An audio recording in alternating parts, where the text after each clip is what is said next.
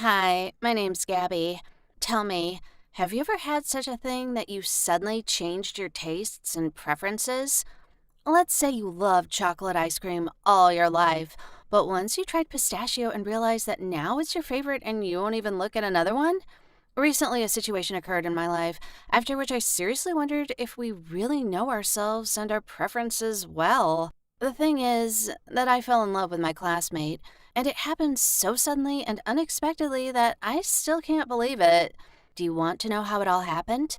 Then watch this video until the end. I will be glad if you support me, and after watching it, put a like and subscribe to our channel. It's worth starting this story from afar. In the first year of high school, we had a new guy, Steve. An ordinary guy, quite sociable, cheerful, smart. I wouldn't say that he's an unreal handsome man, but he is very charming and cute. During the first year, the girls ran after Steve in a crowd, trying to attract his attention in every possible way. They helped him with his studies and asked for help, put on beautiful dresses, invited him to go for a walk and to the movies. But Steve didn't react to their attempts in any way, communicating with absolutely everyone in the same way. I've never liked Steve. He was absolutely not my type. We rarely crossed paths in class. We had no mutual friends. A year later, the girls calmed down. A new guy appeared in the class, and they switched their attention to him. Steve, however, seemed to have exhaled and began to go to school parties and general hangouts more calmly. By the way, he didn't choose a girl, which greatly upset all the applicants. In the new year, I chose Chinese as an extra course. None of my friends supported me, so I was worried that I would be alone in an unfamiliar environment. But when I came to the first lesson, I suddenly found Steve there. He waved at me, inviting me to sit together. I gladly agreed. So we started communicating more. I wouldn't say that we became friends, but at lunch, we would sit together and chat about something. A year ago, all the local beauties would have declared war on me for such behavior, but now everything was fine. 6 months later, I noticed that Steve began to pay more attention to me than was required. He accompanied me home if our classes ended at the same time, gave me some small but pleasant gifts, and always treated me to something during lunch. I knew that he probably liked me, but I still didn't like him, so I didn't give him any hope. Every time I stopped his attempts to ask me out on a date, but soon Steve became more insistent. First, he confessed. One day, during a break, we were doing Chinese homework together, sitting in the school park. Suddenly, Steve awkwardly took my hand and said that he had liked me for a long time, from the moment he first saw me.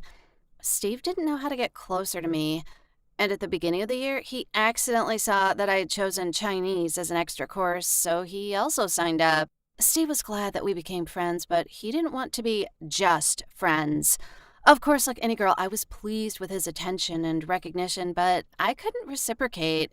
By the way, at that time, I had never had a relationship and I didn't plan to start one. All the guys around me didn't seem cool enough to date. Steve was very upset by my refusal. Apparently, he was setting himself up for a positive answer because even after I told him that we could only be friends, Steve asked me to take my time and think about everything carefully again. And then my personal hell began. I would never have thought that the usually calm and adequate Steve could behave so inadequately. He texted and called me at any time of the day or night, showered me with gifts, came to my house to wait for me and find out where and with whom I go, even somehow met my mother. At school, he also didn't give me a pass. He always tried to sit closer, arranged it so that we turned out to be project partners, threw notes with confessions into my locker. I'm not talking about school parties where Steve followed me around, saying that he was protecting me from the other guys. But in fact, he simply didn't allow me to meet and communicate with anyone. In general, Steve became my headache and I didn't know how to get rid of him. And then one day, one of my good friends, Robert, suggested that I pretend at school that we were dating. His plan was simple. Steve would see that I preferred another guy to him and leave me alone. For me, it was a chance to get rid of an obsessive fan, so I agreed. The next day, Robert and I came to school holding hands tightly. You should have seen Steve's face. He seemed to have turned pale and red at the same time. In a conversation with classmates, Robert and I loudly announced that we were dating, and the one for whom this little performance was intended heard us. During the break, Steve came up to me and said that I had made a big mistake by choosing Robert over him and that I would definitely regret it. The meaning of his words only reached me in the evening when Robert called me and told me that he was in the hospital. As it turned out, when he was walking home, he was attacked by a group of unknown guys. They severely beat him, saying that he wrongly took something and it would be better for him to return it. It wasn't difficult to guess that they were talking about me. Of course, Steve denied his involvement, saying that he spent the previous evening at home and that this can be confirmed by all members of his family. It was impossible to prove that those guys had beaten Robert at his request. I suggested ending our fake relationship as it could be dangerous for him, but Robert refused, as he was convinced from personal experience that Steve would go to any measures to achieve his goal. I admit, I even had a certain phobia. It always seemed to me that Steve was watching me. Wherever I went, I could feel his eyes on me. I was afraid that at any moment he might kidnap me or attack me. Stupid, of course, but the incident with Robert really scared me. When Robert was beaten up again a month later, I couldn't stand it and said that we would no longer pretend to be a couple. His life and health are more important to me. This time, Robert agreed, but promised to protect me in case of anything. In general, all my friends, seeing the situation I was in, sincerely sympathized with me. They tried to always be there and not to leave me alone, so that this psycho couldn't get to me. One day, when I had a break and was sad, my classmate Tina came up to me. We always communicated well, but we weren't particularly close.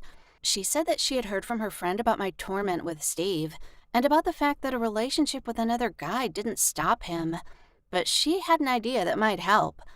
The fact that even strangers are worried about me made me smile, and I decided to listen to Tina's idea, which turned out to be very unexpected, but perhaps might work. Anyway, Tina suggested that I pretend that I'm dating her. Can you imagine? According to the girl, Steve should be repelled by the fact that I am no longer interested in guys. After all, this means that he definitely has no chance. This idea was, of course, questionable. I told Tina about the attacks on Robert, but she was sure that Steve wasn't so crazy to attack a girl. I really wanted to believe it. I was so desperate that I agreed to Tina's proposal. Of course, this shocked everyone at school. Still, a gay couple who doesn't hide their relationship. But Steve just laughed when he met us in the hallway. He openly told me that he would never believe that I had suddenly switched sides and now liked girls. To which Tina, standing next to me, laughed out loud and then quickly kissed me on the cheek. And then she told Steve that he would have to accept defeat because she wouldn't let her girlfriend be offended. Even for me, her statement came as a surprise. But I must say that she pretended better than Robert, because at school the truth never left my side. By the way, I liked spending time together. We found a lot of common interests and topics for conversation. And even after school, we didn't break up, but we went to the movies together, to cafes, just for a walk. There was a feeling that I really had a relationship, and one that completely suited me. Tina was very attentive, caring, supportive. She would always cheer me up or make me laugh. We became very close, and I couldn't even imagine that it was possible to find a person who would be so perfect for me. I didn't notice how much I got carried away with a game with Tina and fell in love with her for real. It wasn't easy to admit this to myself, but after a month of a fake relationship with Tina, I realized why I didn't like any guy before, and they all seemed somehow different to me. Speaking of guys, Steve believed in my relationship game with Tina. For the first couple of weeks, he still laughed and said that I was behaving stupidly. But watching us, he noticed that my girlfriend and I were inseparable and spent all our free time together at school and beyond. Steve came up to me and said that now he understood the reason why I always refused him. Tina was glad that everything worked out for us, and it seemed it was already possible to stop our game. but neither she nor I stopped. Now, I'm trying to find the courage to admit to Tina that I'm in love with her. I don't know how my friend will react, and I'm very afraid of losing her because my confession could ruin everything. Would you admit it if you were me? Maybe Tina's offer to help me was a manifestation of sympathy for me, and I will be happy to read your advice and words of support in the comments to this video. I hope you liked my story. Be sure to like and subscribe to the channel with life stories. And in order not to miss new videos, turn on notifications. Bye, everyone!